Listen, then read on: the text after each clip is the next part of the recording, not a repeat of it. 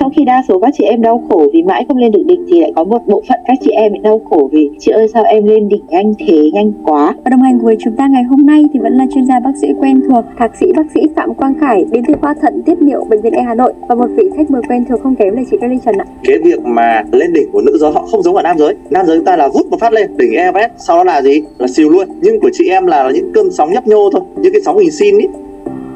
Bác sĩ Khải và chị Kelly này, thường ấy thì mình hay nghe đến các chị em tâm sự về cái chuyện là nửa kia người ta đạt đỉnh nhanh hơn, chưa đến triệu mà đã hết tiền rồi chẳng hạn, để lại cho các chị em một cái sự hụt hẫng. Nhưng mà cái điều tương tự thì cũng có thể xảy ra đến với các anh. Thì hôm trước thậm chí cũng có nhận được một vài cái chia sẻ độc giả, trong đó có một cái thính giả nam, người ta chia sẻ với chương trình rằng là khi người ta mới dạo đầu tầm khoảng 5 phút thôi là cô gái của anh này đã về đích rồi, và anh này thì cảm thấy là khó chịu khi mà cô ấy đẩy mình không thương tiếc, bởi vì là xong xuôi mọi việc rồi mà. Nhưng mà tức là các anh nhà mình người ta cũng có tâm tư cơ, nhưng mà thường là không dám thổ lỗi ạ. Nên là nhiều khi mà vợ lên quá nhanh rồi, còn mình cảm thấy là tự trách bản thân mình, tự hỏi là không biết là chắc là do vợ chán mình hay sao mà lại lên nhanh thế, vì mới dạo đầu thôi mà. Và đó cũng là lý do mà hôm nay thầm thì với cái chủ đề rằng là làm gì khi mà vợ lên đỉnh quá nhanh. Đầu tiên thì Danh muốn nhờ bác sĩ Khải lý giải qua một chút, thì không biết là cái việc nữ giới đạt đỉnh quá nhanh ấy, thì không biết là có bất thường không anh? Ok, thì thực ra là đây một cái chủ đề rất là hay và thú vị luôn. Mình sẽ chia sẻ cho các bạn là thứ nhất là phụ nữ lên đỉnh là như thế nào đã, đúng không ạ? Thì mình gọi chung là cực khoái thì nó đều có thể xảy ra ở nam và nữ, nhưng chúng ta phải biết rõ ràng rằng là cái cực khoái ở nam và nữ là hoàn toàn khác nhau. Và với nữ giới mà nói thì cái việc mà đạt được cực khoái ở nữ giới thông qua hoạt động quan hệ tình dục giữa nam và nữ ấy, thì là khá là khó để đạt được. Và cái việc mà đạt được cực khoái ở phụ nữ thì đòi hỏi rất nhiều yếu tố, bao gồm đến là cả thể trạng này, hormone này, tâm lý thoải mái này, kỹ năng tốt đến từ người đàn ông. Đó, thế thì cái việc mà cái bạn này gặp phải cái tình trạng mà lên đỉnh quá nhanh ở người vợ như này thì bạn phải xác định rõ xem là thứ nhất là người vợ thực sự lên đỉnh chưa, hay là cô ấy chỉ gọi là giả vờ lên đỉnh để họ không muốn tiếp tục cái hoạt động đấy thôi. Đấy, thì mình phải đặt ra một cái giả thuyết như vậy. Đấy, thứ hai, nếu như người phụ nữ này thực sự lên đỉnh mà chỉ cần dùng tay như vậy, người vợ lên đỉnh quá nhanh như vậy thì hoàn toàn là chuyện cũng bình thường thôi, không phải là bất thường nhá Xanh Lê nhá. Vì cái sự lên đỉnh của phụ nữ, nếu như chàng trai đấy chạm được vào đúng điểm G của chị em này và kích thích đủ tốt thì hoàn toàn chị em có thể lên đỉnh bằng tay, là chuyện hết sức bình thường. Đó,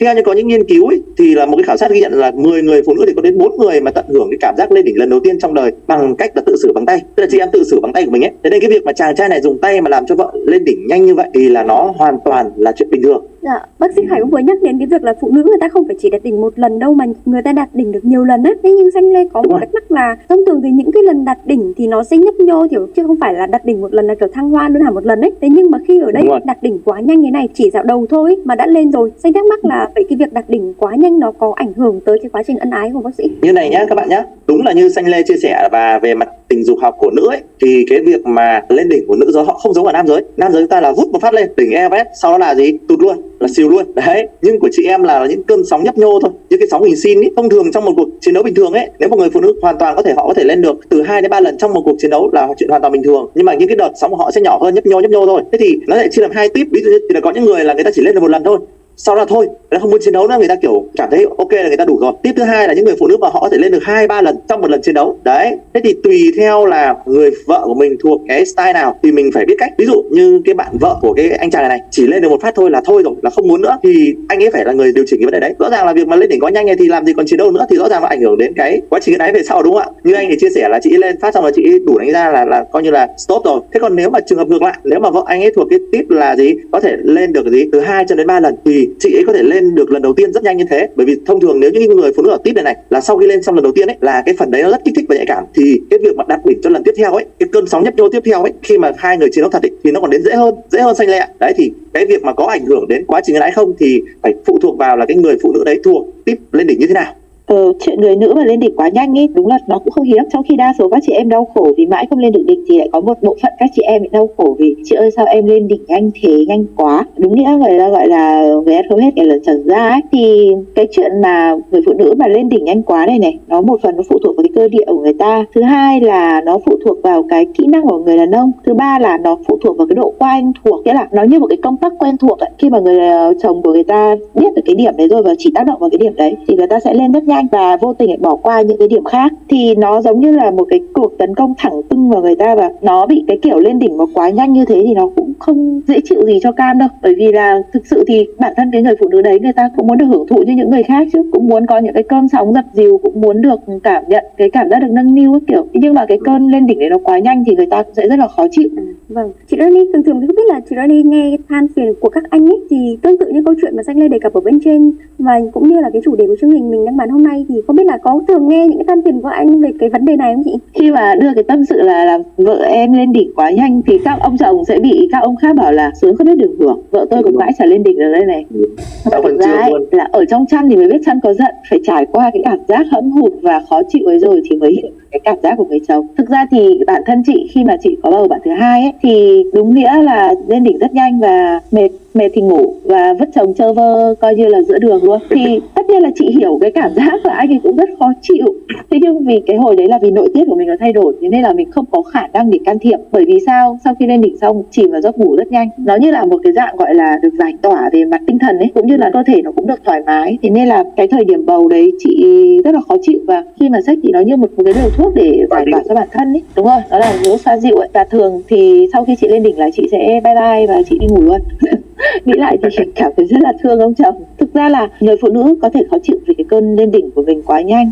Thế nhưng nếu như mà cô ấy thông cảm và cô ấy thấu hiểu cho người bạn đời của mình thì cô ấy sẽ không đẩy người ta ra, và người ta có thể là dùng những cái câu, những cái lời nói khác để có thể từ chối nhẹ nhàng, hoặc là anh ơi em mệt lắm, anh cho em nghỉ một tí được không, nó cũng là một câu. Nhưng cũng không loại trừ trường hợp người đàn ông này lại ở một phạm trù khác, đấy là rất thích nhìn người phụ nữ của mình lên đỉnh và muốn người phụ nữ lên đỉnh như một chiến tích, nên là anh ta sẽ không quan tâm đến cái chuyện người vợ của mình khó chịu và tiếp tục để kiểu người ta gọi là chứng minh bản lĩnh ấy. Vì cái việc mà sau đấy cô ấy khó chịu và đẩy ra ấy, thì nó cũng hoàn toàn dễ hiểu thôi. Tất nhiên đây là đang phân tích theo những khía cạnh khác nhau. Thường thường ấy thì khi mà hai anh lên đỉnh xong ấy thì sẽ lăn ra ngủ bỏ lơ các chị em ấy, thế nên maybe là qua những cái số này để các anh hiểu được rõ là khi mà vợ mình lên đỉnh mà quá nhanh thì cũng nhớ lại cái trường hợp của mình và lên đỉnh thì người ta sẽ cảm nhận được là cái đau buồn cũng như là cái hụt hẫng của người phụ nữ khi mà mình lên đỉnh để kiểu như là tác giới cho mình có thể kiểu gọi là cảm thông hơn ấy ạ. Thế thì nữ giới cho mình sẽ cần phải làm gì khi mà nửa kia đạt đỉnh quá nhanh ạ?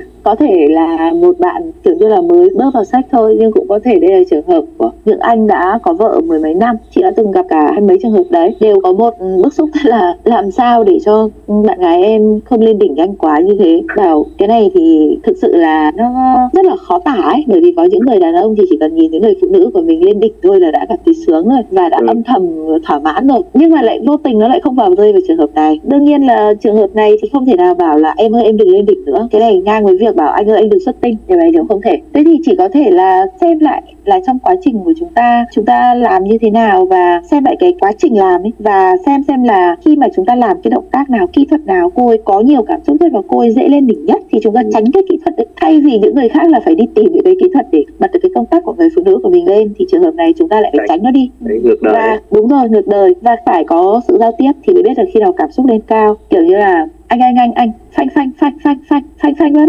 lại. Đấy là những trường hợp mà chị hướng dẫn người ta là phải có sự giao tiếp, phải nói cho người phụ nữ rằng là khi nào mà em cảm thấy rằng là em sắp không chịu được nữa rồi, hoặc là em cảm thấy có cảm giác thì em bảo anh để anh dừng lại. Cũng như là trường hợp người đàn ông bị xuất tinh sớm thôi, khi mà người phụ nữ mà cứ cắm cúi làm theo ý của cô ấy, còn không quan tâm đến cảm giác của người đàn ông thì anh ấy sẽ rất là nhanh ao. Thế nhưng mà khi mà hai người có sự phối hợp với nhau, em hãy bình tĩnh, chúng mình hôn nhau cái đã, thì nó lại khác, thì nó sẽ có cái sự gọi là giảm cái cao độ đấy xuống và chúng ta sẽ lại lãng đãng và lại tiếp tục đẩy dần lên đó. Và thêm một cái nữa là không phải chỉ từ phía người đàn ông đâu, mà còn từ phía người phụ nữ đây nhá. Khi mà người phụ nữ mà người ta có thói quen tự xử thì người ta sẽ biết kiềm chế được cảm giác và dẫn dắt cảm giác của bản thân. Tức là khi mà người ta đã biết được tự xử, người ta biết được cái ngưỡng của người ta là khi nào người ta sẽ đạt, chỗ nào là chỗ mà người ta dễ đạt nhất, thì người ta sẽ bảo với người đàn ông là anh ơi đừng làm ở đấy, làm chỗ khác đi. Và nhiều lần luyện tập cái kiềm chế khoái cảm của mình ấy, thì nó cũng sẽ giúp cho cái việc là cái cảm xúc nó sẽ không bị bắn lên quá nhanh, và cái cảm giác của mình cũng không bị lên quá nhanh. Ở đây thì cái việc mà lên đỉnh quá nhanh ấy, nó vừa có thể trở thành ưu điểm nếu như mình biết cách tận dụng. Tức là mình có thể giữ cảm giác, kiềm chế cái khoái cảm ở cái mức độ nào đấy, và đến lúc cần thì mình chỉ việc đẩy một cái là nó vọt lên, và thế là cùng nhau lên đỉnh hơn. Thì cái đấy nó lại dễ, và đấy là thành ưu điểm đấy. Đấy gọi là kiểm soát được cuộc chơi đấy.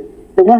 Thông thường là ví dụ như các chị em mà thông thường ấy, nếu mà những trường hợp này đa phần ấy, bởi vì nếu mà gặp các chị em mà thường có thói quen mà tự xử ấy, thì cái việc mà dùng tay mà lên ấy thì nó rất dễ hơn so với việc lúc chiến đấu thật. Bởi vì dùng tay, một là các chị em có thể kích thích được vào đúng cái điểm mà mình muốn, tay là độ chính xác nó sẽ cao hơn. Thứ hai là cái tốc độ cũng như là cái vị trí của nó rất là chuẩn, người ta có thể chọn đúng cái vị trí mà người ta thích. Thế nên là thông thường như anh chồng này là anh ấy đã rất quen với cái vị trí điểm G của chị vợ rồi, thế nên là đa phần là anh dùng tay là chị vợ này sẽ lên thôi. Đấy, thế nên là một lời khuyên dành cho anh chồng này là nếu mà nhiều lần bị như này rồi thì chắc có lẽ là mình nên đổi kiểu khác. Đấy, hoặc là mình đừng nên dùng tay vào đúng cái điểm ấy nữa. Giống như chị Dây Lê Trần đã nói là rất cần là hai người có thể nói chuyện được với nhau trong vấn đề này. Thực ra đây là vấn đề nhạy cảm, nhưng mà mình nói chuyện với nhau thì để cả hai nó cùng đạt được cái sự mong muốn của mình trong một cuộc yêu ấy. Thông thường khi mà cảm thấy sắp out rồi, kể cả nam hay nữ thế thôi, mình hoàn toàn có thể chọn một cách là làm chậm lại này, hoặc là chúng ta đổi sang một cái tư thế khác. Có rất nhiều 36 kiểu đúng không, rất nhiều tư thế khác, và không phải tư thế nào nó cũng là một tư thế dễ lên. Chúng ta hãy chọn những cái tư thế nào mà vợ của mình dễ ra nhất và chúng ta làm nó ở cuối cùng, khi nào mà chúng ta cảm thấy chúng ta cũng sắp lên rồi, mà việc để hai vợ chồng cùng thăng hoa một lúc thì đấy mới là điều tuyệt vời nhất. Đó, thì cái việc mà ngồi nói chuyện được với nhau xem là tư thế nào, tư thế em dễ ra rồi anh dễ ra đấy các thứ, thì nó là một cái điều rất quan trọng đối với các cặp đôi. Nhưng mà lúc nãy thì bác sĩ Khải cũng nhắc đến cái việc là nam giới, nhưng mình cũng phải xác định được là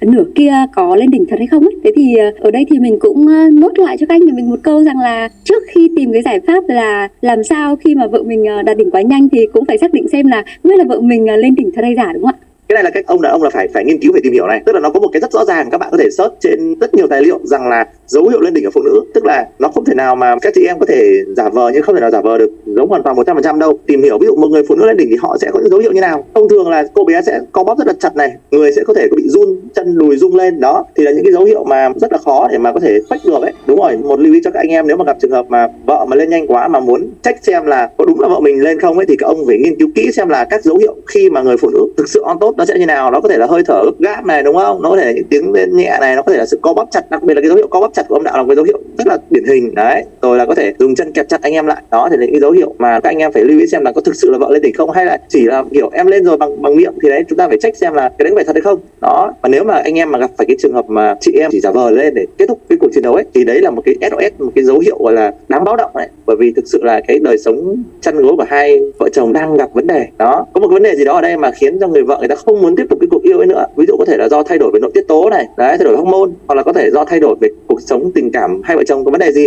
đục này, hay là chị vợ đang gặp những cái stress căng thẳng gì đó trong cuộc sống mà khiến cho cái đời sống vợ chồng nó không được. Đấy, hoặc là chị vợ cảm thấy đau khi chiến đấu nên người ta không muốn chiến đấu nữa. Đấy, rất nhiều người phụ nữ có thể gặp tình trạng là đau khi mà chiến đấu. Đấy, do ông chồng có thể là thô bạo quá này, hoặc là của chồng kích thước nó lớn quá, hoặc đâm không đúng điểm làm vợ cảm thấy đau này, thì người ta sợ cái việc quan hệ và người ta giả vờ cái việc mà người ta lên đỉnh trong lần đầu tiên như thế. Như bác sĩ Khải đã nói thì là về cái mặt sinh lý rồi, còn như mình thì mình chủ yếu mình sẽ hay để ý những cái về mặt tâm lý hơn. Bởi vì nói thẳng ra thì trong cuộc sống vợ chồng ấy, nếu mà chúng ta chỉ chăm để ý vào cái việc mà thể hiện tình cảm mỗi khi sắp sửa lâm trận ấy, thì thực sự là lúc đấy các bạn sẽ không biết được rằng là vợ mình lên đỉnh thật hay giả đâu. Bởi vì sao? Bởi vì là nói thật nhất là nếu như mà phụ nữ bọn mình mà muốn giả vờ ấy thì không thiếu cách, và đặc biệt là với những người đàn ông mà lại không có cái sự giao tiếp và kết nối tốt với vợ thì cái việc đấy nó lại càng dễ fake hơn. Bởi vì là sự thực thì người ta có thèm quan tâm đến cảm nhận của vợ người ta đâu để mà biết được rằng là tôi có thực sự lên đỉnh hay không. Thì cái này nó sẽ đi từ cái chuyện tình cảm của hai bạn, nhất là tình cảm có ổn thỏa hay không, giao tiếp kết nối của hai vợ chồng như thế nào, rồi cô ấy thái độ hàng ngày với mình vẫn thế,